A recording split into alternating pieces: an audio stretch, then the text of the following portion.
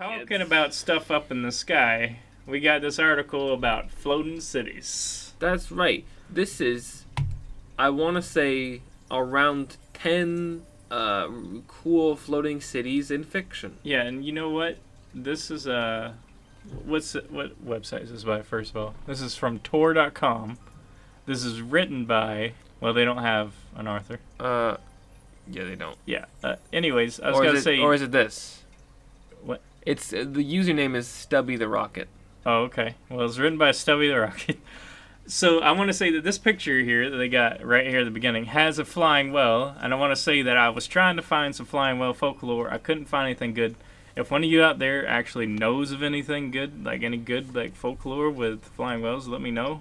It could just be something from like a fictional game. Yeah, I couldn't find anything. The only thing I could find was it was from an album concept, like a music album. Yeah, that makes sense. And like some people, there's nothing in human history. Some people like link it to like what the world will be like once all the ice caps melt. The whales will fly. It is basically no, the whales would just be like swimming that high up. But yeah, I don't know.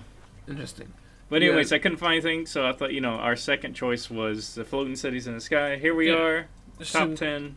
I assume it's 10. I think I counted 10. It's not really a top 10, it's just like a list. I scrolled down quickly. I think I counted 10. Yeah, it's just a list of cities. It's cool floating islands in fiction, It's fine. It's good. I like it. It's great. Go over these. Get your head in the clouds with these cities in the sky! Exclamation point. All right, sounds good. Yeah. Let's see. From the realm of Jack the Giant's The Beanstalk to the airborne habitats proposed by idealistic genius Buckminster Fuller. I don't know who that is. We have long been fascinated by worlds concealed above the clouds. Set apart from the happenings on the ground, in discussing world building in the air, Updraft author Fran Wild talks about what sky cities can represent, status, culture, control, or escape. With that in mind, we've compiled a list of some of our favorite cities from books, movies, and video games whose structures float in the air or rise high into the atmosphere. Be sure to share your own weird skitty skitty in the comments. Oh yeah. I got, Mount Olympus and Cloud Cuckoo Land, Greek mythology. Cloud Cuckoo Olympus, Land? you've likely heard of the tallest mountain in Greece. Yeah, Olympus. It serves as the seat of the ancient gods. Ruling class. The 12 Olympians were said to have palaces engorged near the peak of the mountain, and they met together to discuss business, or more often to shout loudly at one another. Probably shouting at Zeus for screwing another goat or something. Shouting at Athena for being too smart and sassy. Shouting at Hephaestus for being ugly. That's right. Shouting at Hades for being a jerk. Preach, brother. Preach. On Pantheon, the highest point, in some accounts, the gods actually lived above Olympus, at apex of a solid bronze dome that marked the edge of the sky. The mountain served as their passageway to the mortal realm. In either case, the ancient Greeks likely never ventured to the pinnacle of the mountain, but would leave their offerings on lower peaks. Then the gods have to go down and pick it up and bring it back. That That's sounds right. like a bit of a mess. Which one was it? The one that could fly? Hermes? Maybe. He was fast. He had That might have been wings on his feet. Anyway, he was probably one to get it. Then there's Cloud Cuckoo Land, which was the first introduced by the Aristophanes.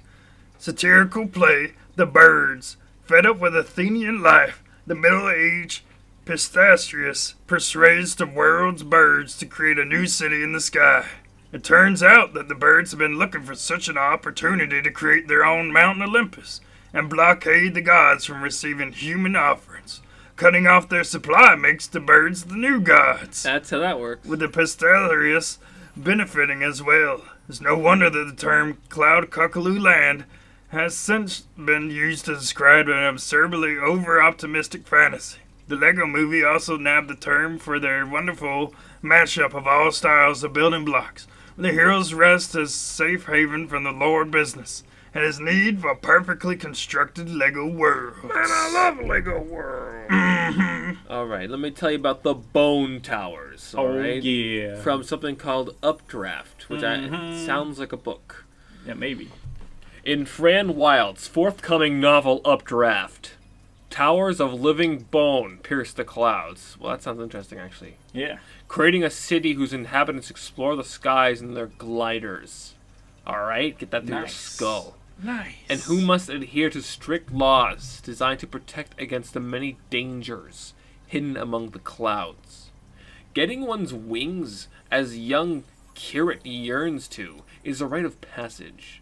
But when she accidentally breaks tower law like a little criminal punk, her Thank you. punishment confines her to the spire, the city's tallest and most dangerous tower, and the mysterious training contained within. Wild reminds readers and fellow authors of the key factors, remember this, that differentiate sky cities from their counterparts on terra firma. That's the ground. Namely, living by the whims of air currents and the constraints of gravity. She writes, setting a story in the air is a great opportunity to put your character in jeopardy and leave them there, and then Snap. never get them again, and they leave them in jeopardy And then forever. sometimes you forget about the characters a few books later, and then you have to make them come back. See, but now I kind of want to read Updraft. Yeah. That sounds pretty epic. Maybe these Pretty are just cool. a bunch of short stories that get you into other media. No, it's a natural. It sounds like a young adult novel. Yeah, is it like Living Bone? I mean, it sounds pretty anime. Bone Towers? It's pretty anime, man. Pretty anime. Gotta say, it's pretty weeb. Laputa. It's a Laputa. Gulliver's travels in Castle in the Sky. I didn't Put- know Gulliver had a sky castle. I remember him being a giant with the Lilliputs. Yeah, I don't even know what this is. I guess he had more travels. I guess so, maybe. This is part 3, so. Ah. Part 3 of Jonathan Swift's adventuring epic Gulliver's Travels sees the titular character rescued by the flying city of Laputa, Laputa. whose denizens pursue art and science to no practical end whatsoever. It was They meant pursue science to no practical end. It was meant to be satire of the experiments done by Royal Society at the time. Laputa was then revived by Hayao Miyazaki? in the very first film ever produced by Studio Ghibli, Castle in the Sky. Oh man, I love While that the one. film was also an adventure story, the similarities between Mizusaki and Swift's versions began to end with the concept of a floating city, where technology was used for political purposes. Swift's Laputa saw citizens using their vantage point to throw rocks down onto rebellion cities below. While Mizusaki's deserted Laputa is infiltrated by Muska, Muska. a member of one of the city's old royal lines, who plans to use the advanced tech there for himself. It's like, so that they're throwing rocks down, right? But eventually they're gonna run out. I was just thinking that. They're gonna Don't run out of throw rocks. your floating city off of your floating city. Yeah. You know?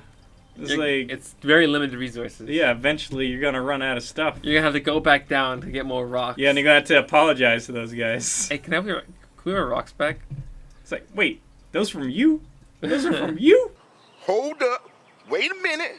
Something ain't right. Oh, now you came to the wrong neighborhood now. They just got charging them. Fly back up to your flying palace. Moonspawn. Oh, yeah. Malazan Book of the Fallen. It already sounds cool. In the very first book of Stephen Erickson's Malazan series, Gardens of the Moon, the Malazan Empire had spent years unsuccessfully besieging Pale. The city has only held out so long due to their alliance with the Sky Fortress, known as Moonspawn. Good name for a flying city. It came from the moon, Moonspawn. Commanded by the sorcerer, Anomander Rake, and Tisti Andi, a non-human species, described as ragged and blackened tooth, and the size of a mountain. Oh, and the size of a mountain. The fortress was so notorious that even the undead army of Logros Talan Imas were unwilling to assault its magical defenses. After Moonspawn came under the combined attack of powerful mages, Rake withdraws his fortress, and Pale is lost. Dang, dude. That sounds pretty cool. It like sounds like a real fantasy novel right there. Oh, everybody knows this one. Columbia BioShock Infinite. You actually let me borrow this game back on the Xbox Yes. 360. That was pretty cool. I didn't get to play the first two BioShocks, but I liked this one. Yeah, man. It The was- first two were actually... I think a lot of people actually say the very first one is the best That's what I hear. out of all of them. But I think the DLC of this one actually ties it up. For a game that involves multiverse theory, it's quite a linear game, but it's still fun. Yeah, it's pretty sweet. So, in an alternate steampunky America, the floating city of Columbia was designed and founded by Zachary Hale Comstock as New Eden, a utopia based on American political and religious ideals. Wow. Completed in 1893, the city was seen by the government as a means to promote American exceptionalism and scientific achievement around the globe. Yeah. But Comstock had secretly included heavy armament, essentially creating a city-seized battleship. After an unauthorized attack on Chinese soldiers during the Boxer Rebellion, Colombia seceded from the U.S. and disappeared among the clouds. Comstock retained complete control over the city's government and enforced his own constructive social and religious vision, Conservative, social, and religious vision. presenting himself as a divine prophet. It goes without saying that deviation from the state's teachings is unacceptable. They didn't mention the heavy racism, but there's heavy Yeah, racism. there is very heavy racism. Since it was And I based think at the on, very end you find out that Comstock was actually him, like the main protagonist. Spoilers. Hey, this game's like, what, 10 years old at this point? When you're about to say that, make sure you put... If it's a YouTube video, make sure you put a big spoiler. Okay. Like 3 seconds at least before you say that. Alright, I'll do that. Because that's a huge... Spoiler alert, yeah. So anyways, I think it was because, like, one of his lives that turned out, like, he, like, went to the war or something like that. So here's the spoilers. was- Here's the big spoilers right here. Even bigger Comstock spoilers. was him, but in a future reality, but he couldn't have a son, so he went to a reality, or a child, so he went to a reality where he did have a child, and took his other version's child. Yeah. And then he lost his memory, but he was assigned to go there into this other reality and save a Yeah, child. that was because of the time traveling woman who created another time travel. No, she created a time traveling woman device and man. for him.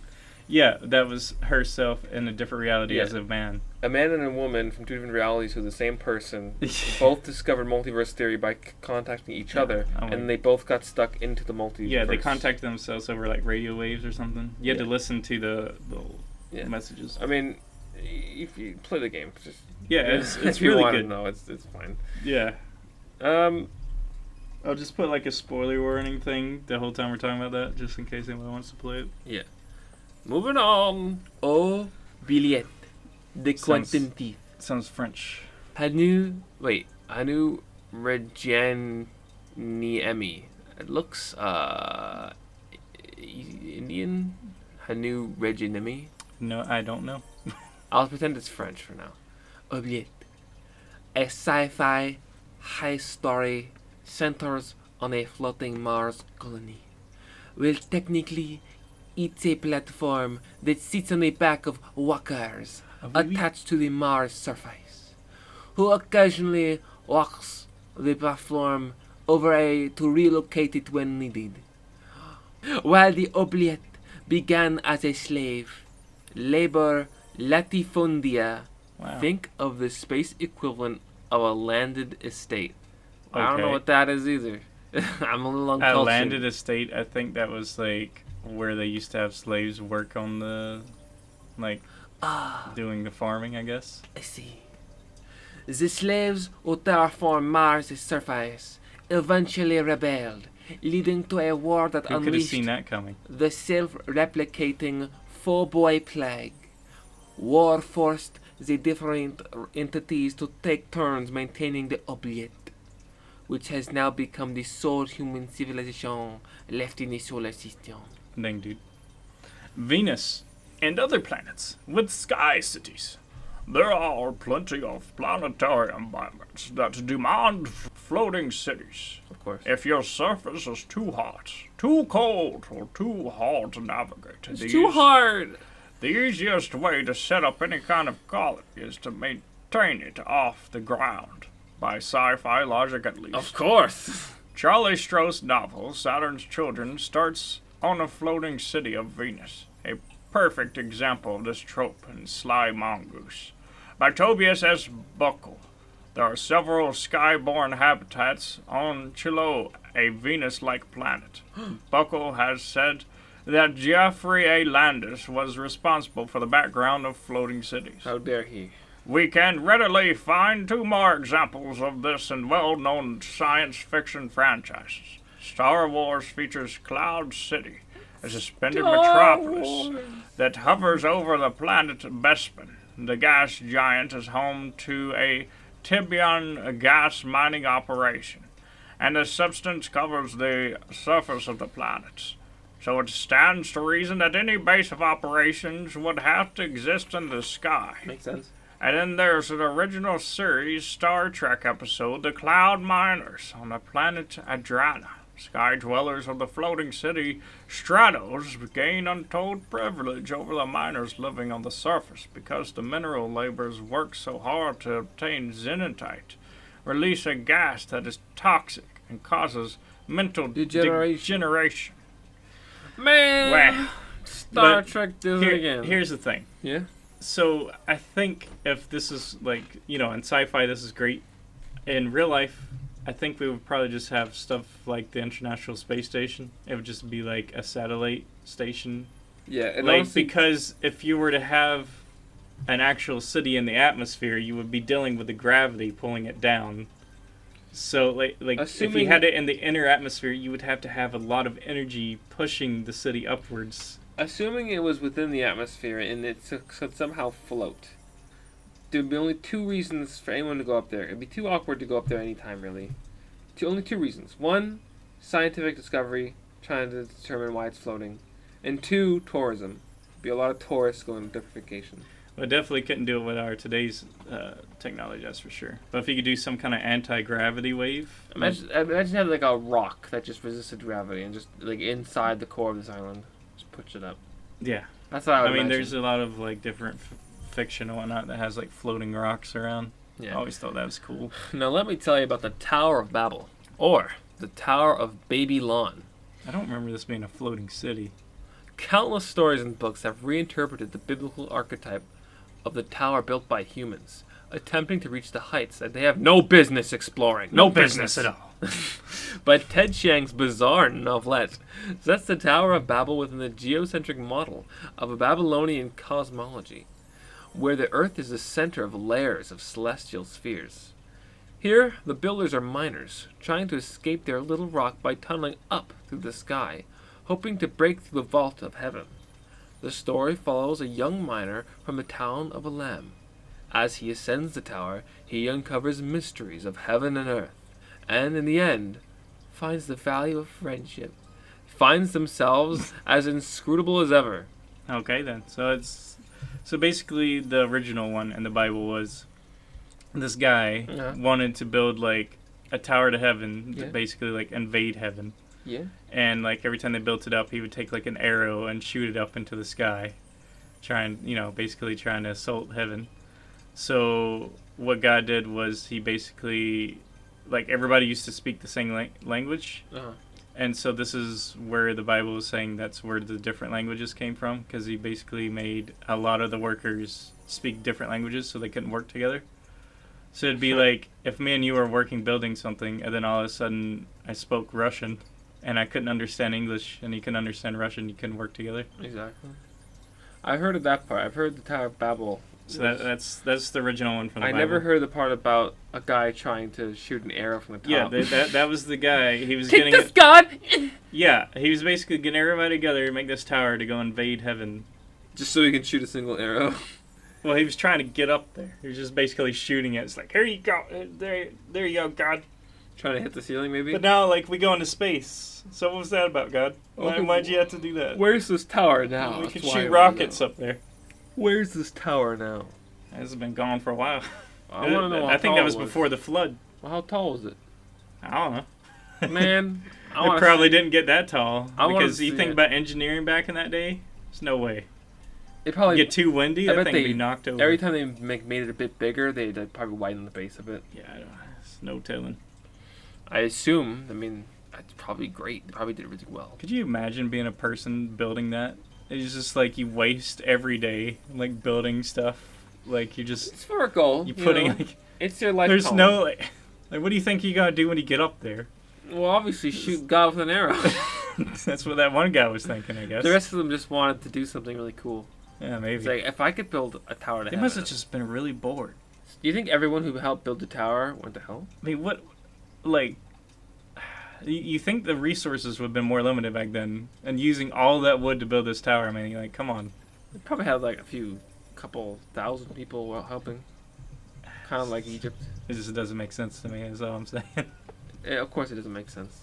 Anyways, the next one. This was yours, I think. I No. read Oh, Babel. really? Oh, okay. Yeah. Yeah. So, Skyloft. Legend of Zelda Skyward Sword. Oh man, my Zelda! I love when Zelda kills Ganondorf with her sword. So, isn't this the one where they get the closest to actually being boyfriend and girlfriend, but it doesn't actually work out? Yeah, they always leave it open-ended. So, BFFs, Link and Zelda. BFF. It should be like in quotation marks. BFFs. Just best friends. Link and Zelda live on the main island of Skyloft, a chain of islands held aloft thanks to the powers of the goddess Hylia, No one thinks. who generations earlier had launched the island skyward to protect her people and the sacred Triforce. This is a good idea. Yeah, definitely nobody's gonna fall off the edge from the demonic hordes that were overrunning the surface world. By the time the game begins, though, knowledge of the origins of Skyloft are lost to legend, and the surface world is obscured by a thick cloud layer. But as with any hero's quest, the idyllic civilizations come under threat from the Forgotten Realm. Of course. Both Link and Zelda embark on parallel journeys to restore order. This kind of reminds me of the story of Final Fantasy III. It was almost the same. Like, basically the god had, like, raised the city, Yeah. and the whole world was basically frozen in time. And then you had to go and then, like, restore it. That's epic, dude. Yeah, there's a floating city in that game, too. I don't know if it's going to talk about it in this, but I know there's one there. Wow. Yeah. Arianis, the Death Gate Cycle. Now, let me tell you a little bit about Death Gate Cycle. Nice. In the Death Gate Cycle, by Margaret Weiss and Tracy Hickman, the writers of Death Gate Cycle, the Earth is broken into 4 separate but independent worlds Nice. by the Sartan in an attempt to quell the threat of their rivals, the Patrons. The air world of Arianis was to be an industrial world made up of floating continents, but the Sartan succumbed to an unknown disease. Yikes. Many died, and the survivors had to go into hibernation, awaiting aid from the other worlds. Without their guidance, the grand machine intended to stabilize the floating continents and provided them with water never became properly active.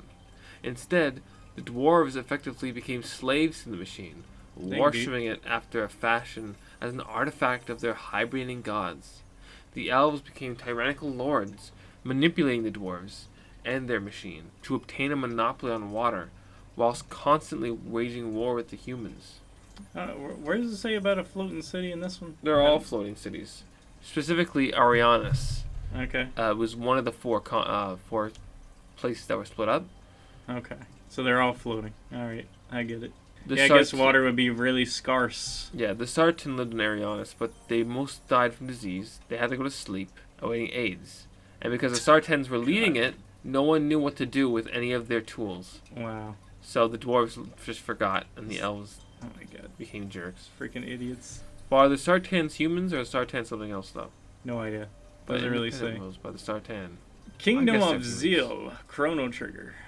The heroes of Chrono Trigger time hop all over the place, encountering a barren wasteland in the distant future and dinosaur society at the dawn of time. But in the age of antiquity, they meet the elitist magic users of Zeal, a floating kingdom whose inhabitants use the power of Lavos to escape the icy surface world. Of course, the civilization's greed is their undoing, as they draw more and more power.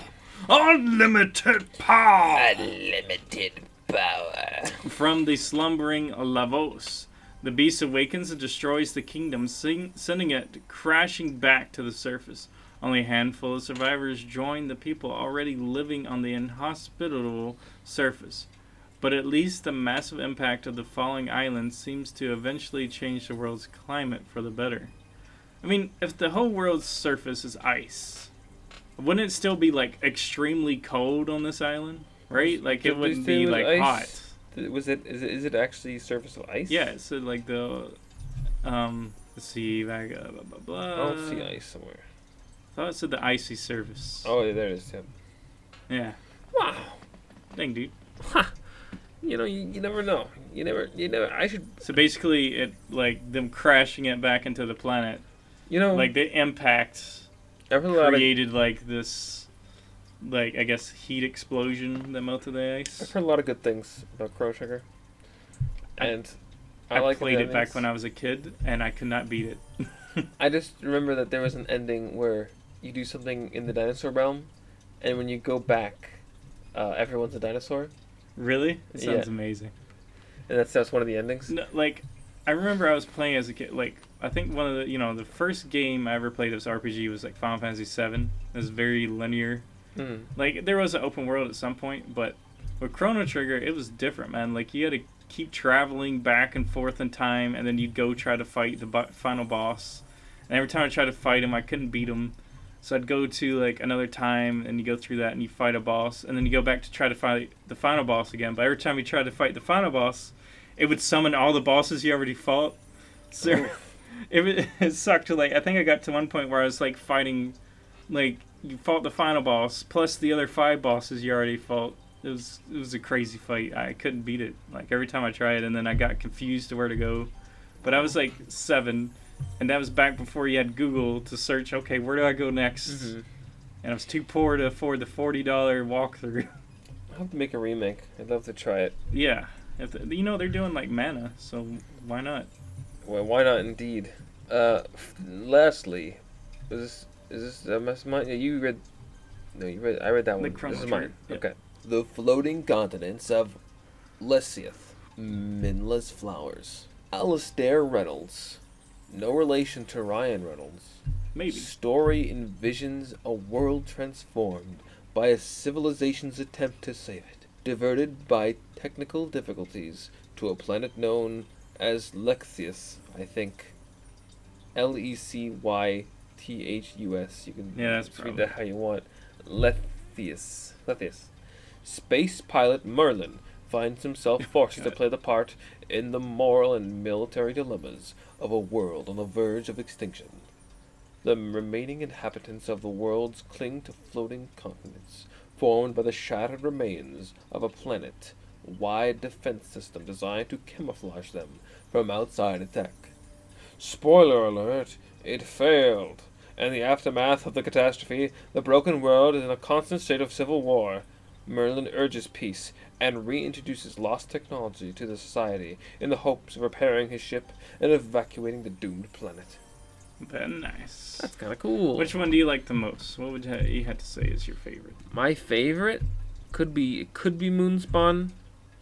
Bone Towers, maybe. Bone Towers was pretty cool. Cuckoo Land's also great.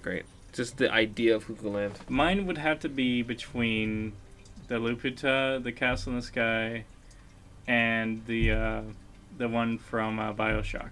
Oh, yeah, I Columbia? just think it's pretty hilarious that they're throwing rocks down. And BioShock, I think, is a little bit biased because I played the game and I experienced the city. So I thought it was like a cool concept. That was just kind of... Yeah, it looked good. Yeah, anyways. So, next time, what are we going to cover? Like, so we covered the water, right? So we covered the sky. What can we talk about next time? Let's cover, okay, I'll shave my head bald and you can cover my scalp. No, we were talking about something at the very beginning, remember? We were saying something, we're like, yeah, we should cover it. Oh, the Siren Heads. Oh, yeah. Alright, next time on the Folklore Scrolls, we'll be covering Let's the look at- Siren Heads. And, yeah, or some kind of modern day horror. Yeah, anyways, I'm gonna use this another thing of sunscreen. I got right here. So that my seventh layer. I got a cantaloupe up. Hold on. Yeah. Crack an egg. Crack an egg like on my skull. Holla at you later. Goodbye.